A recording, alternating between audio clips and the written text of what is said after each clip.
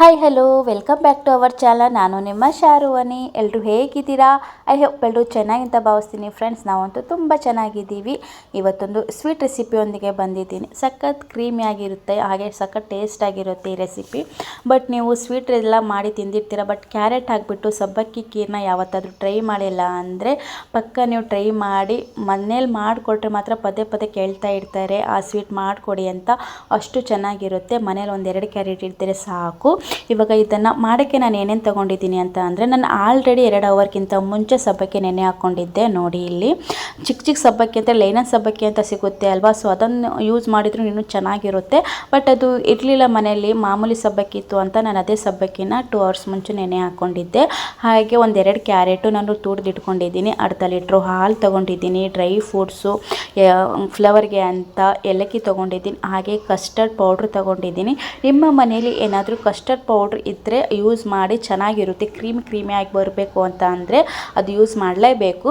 ಅದಿಲ್ಲ ಅಂತ ಅಂದರೆ ನೀವು ಮಾಮೂಲಿ ಸಿಗುತ್ತೆ, 10 ರುಪೀಸ್ ಕೊಟ್ಟರೆ 10 ರುಪೀಸ್ ಪ್ಯಾಕೆಟ್ ಅಂಗಡಿಯಲ್ಲಿ ಸಿಗುತ್ತೆ ಬಾದಾಮಿ ಪೌಡ್ರು. ಸೊ ಅದನ್ನು ಯೂಸ್ ಮಾಡಿದ್ರು ಕೂಡ ಚೆನ್ನಾಗಿರುತ್ತೆ. ಓಕೆನಾ? ಸೊ ಇಷ್ಟೆಲ್ಲ ತಗೊಳ್ಳಿ. ಇವಾಗ ಯಾವ ರೀತಿ ಮಾಡೋದು ಅಂತ ನೋಡ್ಕೊಂಬಂದುಬಿಡೋಣ ಬನ್ನಿ.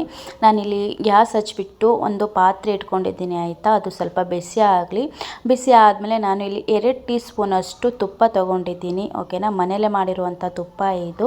ಸೊ ತುಪ್ಪ ರೆಸಿಪಿ ಬೇಕಿದೆ ನೆಕ್ಸ್ಟು ಏನಾದರೂ ಬೆಣ್ಣೆ ತಂದರೆ ನಾನು ನೆಕ್ಸ್ಟ್ ವಿಡಿಯೋ ಮಾಡಿ ಹಾಕ್ತೀನಿ, ನಾನು ಯಾವ ರೀತಿ ಬೆಣ್ಣೆ ಕಾಯಿಸ್ತೀನಿ ಅಂತ.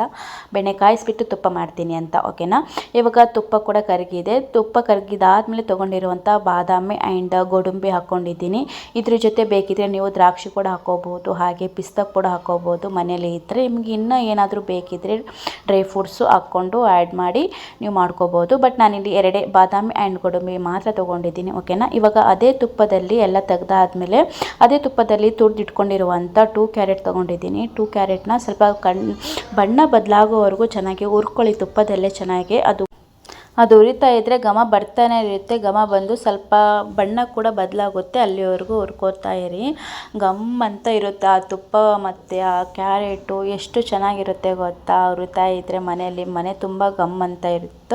ಹಾಗೆ ಸ್ವಲ್ಪ ನೋಡಿ ಇಷ್ಟು ಹುರ್ಕೊಂಡ್ರೆ ಸಾಕು ತುಪ್ಪದಲ್ಲಿ. ನಿಮಗೆ ಏನಾದರೂ ಇನ್ನೊಂದು ಸ್ವಲ್ಪ ತುಪ್ಪ ಬೇಕಿದ್ದರೆ ಕ್ಯಾರೆಟ್ ಹುರ್ಕೊಳ್ಳೋಕ್ಕೆ ಅಂತ ಅಂದರೆ ಮೇಲೆ ಇನ್ನೊಂದು ಟೀ ಸ್ಪೂನಷ್ಟು ತುಪ್ಪ ಸೇರಿಸ್ಕೋಬೋದು.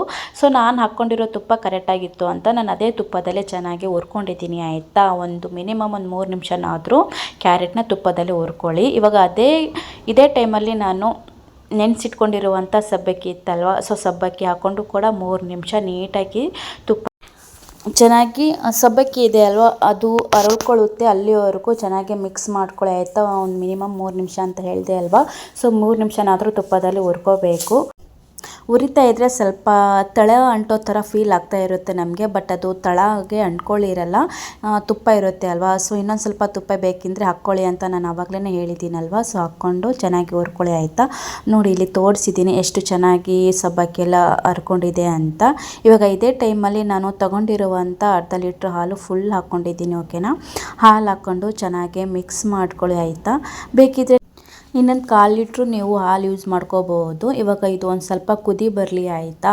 ಕುದಿ ಬಂದಮೇಲೆ ನೀರು ಹಾಕ್ಕೊಂಡಿದ್ದೀನಿ ನಾನು ಆಯಿತಾ. ಅಷ್ಟೊಂದು ಹಾಲು ಏನು ಹಾಕ್ಕೊಳ್ಳೋದು ಅಂತ ಅಂದ್ಕೊಂಡು ಅರ್ಧ ಲೀಟ್ರು ಹಾಲು ತೊಗೊಂಡಿದ್ದೀನಿ. ಹಾಗೆ ನಾನು ಅರ್ಧ ಲೀಟ್ರಷ್ಟು ನೀರು 2 ಮಿಕ್ಸಲ್ಲೇ ಹಾಕ್ಕೊಂಡಿದ್ದೀನಿ.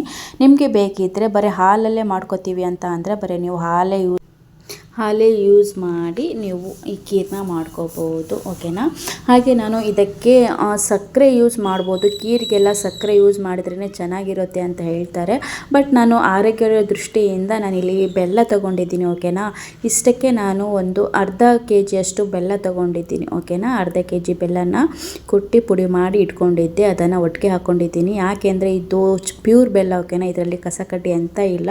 ಸೊ ಹಾಗಾಗಿ ನಾನು ಡೈರೆಕ್ಟಾಗಿ ಹಾಗೆ ಯೂಸ್ ಮಾಡಿದ್ದೀನಿ ಬೆಲ್ಲ. ಇವಾಗ ಸ್ವಲ್ಪ ಉಂಡೆ ಥರ ಇತ್ತಲ್ವ ಬೆಲ್ಲ, ಸೊ ಅದು ಕೂಡ ಸ್ವಲ್ಪ ಕರಗಬೇಕಲ್ವ, ಅಲ್ಲಿವರೆಗೂ ನಾವು ಚೆನ್ನಾಗಿ ಕೈ ಆಡಿಸ್ತಾನೆ ಇರಬೇಕು.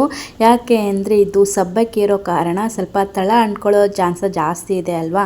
ಸಬ್ಬಕ್ಕಿ ನಿಮಗೆ ಗೊತ್ತೇ ಇದೆ, ಮಾಮೂಲಿ ಸಬ್ಬಕ್ಕಿ ಎಷ್ಟು ಬೇಗ ತಳ ಅಂಟ್ಕೊಳ್ಳುತ್ತೆ ಅಂತ. ಸೊ ನೀವು ಕೈ ಬಿಡ್ದೇ ಚೆನ್ನಾಗಿ ತಿರುಗ್ತಾ ಇರಬೇಕು. ಅದೇ ಟೈಮಲ್ಲಿ ನಾನು ಕಸ್ಟರ್ಡ್ ಪೌಡ್ರ್ ತೊಗೊಂಡಿದ್ದೆ ಅಲ್ವಾ, ಸ್ವಲ್ಪ ನೀರು ಹಾಕಿ ಮಿಕ್ಸ್ ಮಾಡಿ ಇಟ್ಕೊಂಡಿದ್ದೆ.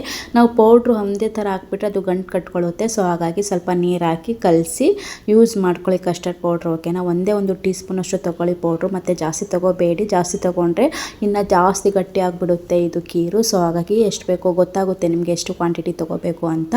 ಅಷ್ಟು ಪೌಡ್ರು ತೊಗೊಂಡು ಸ್ವಲ್ಪ ನೀರು ಹಾಕಿ ಕಲಸಿ ಯೂಸ್ ಮಾಡ್ಕೊಳ್ಳಿ. ನೋಡಿ ಇಲ್ಲಿ ಇವಾಗ ನೊರೆ ಸ್ವಲ್ಪ ಎಲ್ಲ ಕಡಿಮೆ ಆಗಿದೆ. ಹಾಗೆ ಸಬ್ಬಕ್ಕಿ ಕೂಡ ಚೆನ್ನಾಗಿ ಬೆಂದಿತ್ತು. ನೀಟಾಗಿ ಮಿಕ್ಸ್ ಮಾಡ್ಕೊಂಡಿದ್ದೀನಿ. ಹಾಗೆ ನಾವು ಆವಾಗಲೇ ತುಪ್ಪದಲ್ಲಿ ಫ್ರೈ ಮಾಡಿ ಇಟ್ಕೊಂಡಿದ್ದೆ ಅಲ್ವಾ, ಬಾದಾಮಿ ಗೋಡಂಬಿ, ಅದು ಕೂಡ ಹಾಕ್ಕೊಂಡಿದ್ದೀನಿ ನಾನು. ಹಾಕ್ಕೊಂಡು ಚೆನ್ನಾಗಿ ಮಿಕ್ಸ್ ಮಾಡ್ಕೊಳ್ಳಿ. ಇಲ್ಲಿ ನಾನು ಫ್ಲೇವರ್ಗೆ ಅಂತ ನಾನು ಏಲಕ್ಕಿ ಇತ್ತಲ್ವ, ಸೊ ಅದನ್ನು ಕುಟ್ಟಿ ಆಲ್ರೆಡಿ ಪುಡಿ ಮಾಡಿ ಇಟ್ಕೊಂಡಿದ್ದೆ. ಸೊ ಏಲಕ್ಕಿ ಪೌಡ್ರು ಕೂಡ ಇಲ್ಲಿ 3 ತೊಗೊಂಡಿದ್ದೀನಿ ನಾನು ಏಲಕ್ಕಿ. ಸೊ ಚೆನ್ನಾಗಿ ನೀಟಾಗಿ ಕುಟ್ಬಿಟ್ಟು ಪೌಡ್ರ್ ಮಾಡಿಕೊಂಡು ಇದೇ ಟೈಮಲ್ಲಿ ಹಾಕ್ಕೊಂಡು ಮಿಕ್ಸ್ ಮಾಡ್ಕೊಳ್ಳಿ. ಎಲ್ಲ ಹಾಕಿದ ಮೇಲೆ ನಾವು ಇದು 3 ನಿಮಿಷನಾದರೂ ಕುದಿಯೋಕ್ಕೆ ಬಿಡಬೇಕು. ಓಕೆನಾ, ಚೆನ್ನಾಗಿ ಕುದೀಲಿ. ಅದು ಕುದ್ದಾದ್ಮೇಲೆ ಅದು ಕಸ್ಟರ್ಡ್ ಪೌಡ್ರ್ ಹಾಕೋದ್ರಿಂದ ಸ್ವಲ್ಪ ಗಟ್ಟಿಯಾಗಿ ಬರುತ್ತೆ ಈ ಖೀರು. ಇವಾಗ ಇದು ಪಾಯಸ ಆಗಿದೆ ಅಂತ ಹೇಗೆ ಗೊತ್ತಾಗುತ್ತೆ ಅಂತ ಅಂದರೆ, ನಮಗೆ ಇಲ್ಲಿ ಸಬ್ಬಕ್ಕಿ ಹಾಕಿದ್ದೀವಲ್ವ, ಸೊ ಅದು ಸಬ್ಬಕ್ಕಿ ಮೇಲೆ ತೇಳ್ತಾ ಇರುತ್ತೆ. ಸೊ ಅದು ಮೇಲೆ ಬಂದರೆ ಸಬ್ಬಕ್ಕಿ ಸೊ ಆಗಿದೆ ಅಂತ ಅರ್ಥ. ಸೊ ಆಗಿದೆ ನೋಡಿ. ಆಗಿಬಿಟ್ಟು ಇವಾಗ ಗ್ಯಾಸಿಂದ ನಾನು ಕೆಳಗಡೆ ಕೂಡ ಇಳಿಸಿದ್ದೀನಿ. ಇಳಿಸಾದ್ಮೇಲೆ ಇವಾಗ ಒಂದು ಬೌಲಲ್ಲಿ ಸೌರು ಕೂಡ ಮಾಡ್ತಾ ಇದ್ದೀನಿ. ನೋಡ್ಬೋದು ಎಷ್ಟು ಚೆನ್ನಾಗಿ ಆಗಿದೆ ಅಂತ. ನನಗೆ ಇಷ್ಟೇ ತೆಳು ಬೇಕಾಗಿತ್ತು, ಸೊ ಇಷ್ಟೇ ಕರೆಕ್ಟಾಗಿ ಆಗಿದೆ ನನಗೆ. ಸೊ ಕಸ್ಟರ್ಡ್ ಪೌಡ್ರು ನಾವು ಜಾಸ್ತಿ ಯೂಸ್ ಮಾಡಿದರೆ ಅದು ಫುಲ್ ಗಟ್ಟಿಯಾಗಿ ಹೋಗ್ಬಿಡುತ್ತೆ. 1 ಟೀ ಸ್ಪೂನಷ್ಟು ಯೂಸ್ ಮಾಡಿದರೆ ಸಾಕು. ನೋಡಿ ಇವಾಗ ಎಷ್ಟು ಚೆನ್ನಾಗಿ ಎಷ್ಟು ಕಲರ್ಫುಲ್ಲಾಗಿ ಕಾಣ್ತಿದೆ. ಆ ಡ್ರೈ ಫ್ರೂಟ್ಸು ಕುಡಿತಾ ಇದ್ದರೆ ಖೀರ್ನ ಬಾಯಲ್ಲಿ ಸಿಗ್ತಾ ಇರುತ್ತೆ, ಅಷ್ಟು ಚೆನ್ನಾಗಿರುತ್ತೆ. ನನ್ನ ಈ ಈಸಿ ರೆಸಿಪಿ ನಿಮಗೆ ಇಷ್ಟ ಆಗಿದೆ ಅಂತ ಅನ್ಕೋತೀನಿ. ಸೊ ಇವಾಗ ಬನ್ನಿ ಸರ್ವ್ ಮಾಡ್ಕೊತಾ ಇದ್ದೀನಿ ಒಂದು ಬೌಲಲ್ಲಿ. ಇದು ಫ್ರಿಜ್ಜಲ್ಲಿಟ್ಟರು ತಿಂದರೆ ಮಾರನೇ ದಿನ ಇನ್ನೂ ಕೂಡ ತುಂಬ ಟೇಸ್ಟಾಗಿರುತ್ತೆ ಈ ಖೀರು, ಅಷ್ಟು ರುಚಿಯಾಗಿರುತ್ತೆ ಮಾರನೇ ದಿನ ತಿಂದರೆ. ಬಟ್ ನಾನು ಇವತ್ತು ಮಾಡಿದ್ದೀನಿ ಅಂದರೆ ನಾನು ಕೂಡ ಇವತ್ತು ತಿಂದಿಲ್ಲ, ಮಾರನೇ ದಿನವೇ ತಿನ್ನೋಣ ಅಂತ ಅಂದ್ಕೊಂಡಿದ್ದೀನಿ.